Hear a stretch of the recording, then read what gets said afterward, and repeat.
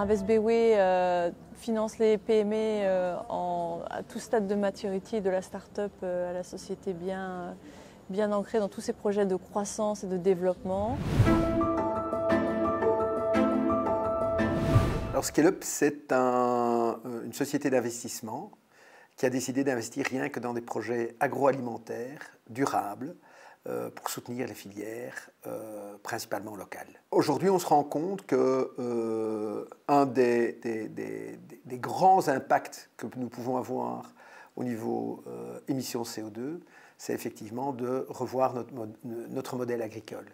Et en revoyant ce modèle agricole, on s'est dit, très bien, nous allons soutenir les filières agroécologiques durables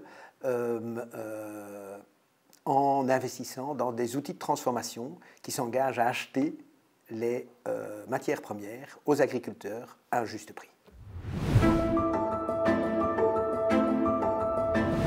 Le financement, c'est soit du prêt, soit du capital, et il y a tous les produits intermédiaires qui sont du prêt convertible ou de la dette subordonnée. Il faut savoir que l'Invest n'a pas vocation à remplacer les partenaires bancaires. Ceci dit, les banques sont aussi frileuses de rentrer dans des sociétés avec des business models peu rentables et qui sont très peu matures. Donc là, l'Invest prend tout son rôle. C'est pour ça qu'on va essayer plutôt de faire des solutions de haut de bilan, c'est-à-dire de l'equity, pour pouvoir faire effet de levier, consolider les structures financières des sociétés qui investissent dans la durabilité, pour donner confiance aux autres acteurs, notamment les banques et les autres actionnaires, pour avoir un effet vertueux dans le mode de financement. Ici, nous sommes une société d'investissement, donc on cherche les fonds pour investir dans des projets. Alors, on recherche bien sûr des projets avant d'aller rechercher du financement, mais le financement que j'ai été chercher est essentiellement chez des personnes qui partageaient les mêmes valeurs que moi. Alors déjà, bien s'entourer, avoir des financiers autour de soi pour élaborer un business plan crédible. On a beaucoup de business plans qui sont très ou trop optimistes, soit avec des chiffres d'affaires explosifs et des montées en puissance faramineuses. Il est parfois utopique de dire qu'on va vendre à un Carrefour, à du Colruyt, des produits biorégénératifs à hauteur de dizaines de millions d'euros en déant les 2-3 ans. Donc il faut être raisonnable dans le chiffre d'affaires et ne pas sous-estimer aussi les charges. Car voilà, l'économie est compliquée. Au niveau des marges, il faut être assez réaliste. Et donc, je pense qu'il faut aussi faire le tour des prescripteurs, aller voir les concurrents, aller voir ce qui se fait sur le marché et tester le business model avec des acteurs de terrain. Alors, ici, on s'est limité à 3 investisseurs qui se sont engagés à investir un certain montant dans le projet. Et donc, en fonction de ça, on cherche effectivement les projets et on libère les fonds quand on trouve les projets. Donc, c'est un engagement, je dirais, a priori, avant d'aller plus loin. Maintenant, dans les projets dans lesquels on investit, souvent, ils recherchent un partenaire comme nous, qui avons une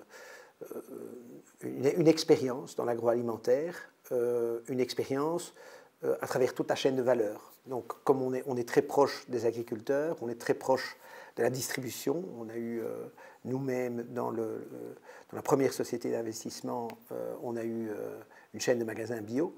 Donc, on connaît très bien comment commercialiser, le processus de commercialisation des projets est quelque chose que nous maîtrisons bien et on sait directement voir si le projet sera successful ou pas. Mais je pense que la rentabilité économique doit rester la base. Il n'y aura pas de durabilité si on ne prouve pas à un moment donné que c'est rentable.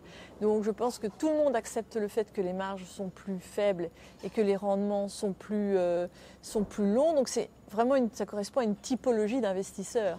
Et donc ces investisseurs-là peuvent être patients si pour autant autour de la table on a des porteurs de projets qui ont la tête bien faite, qui maîtrisent leur sujet et qui ont des arrières aussi pour pouvoir encaisser 1 ou 2 années mauvaises. Être le plus transparent possible et ça va crédibiliser la démarche, ça va crédibiliser la relation, ça va faire grandir, même avec ses faiblesses, le projet, parce qu'on sait qu'il faudra peut-être investir un petit peu plus, trouver des nouvelles ressources, rechercher des partenariats. Voilà le genre de choses qu'on analyse au moment où on regarde un dossier. Et si on connaît ses faiblesses, eh bien si le projet est beau, ben on va essayer d'y répondre.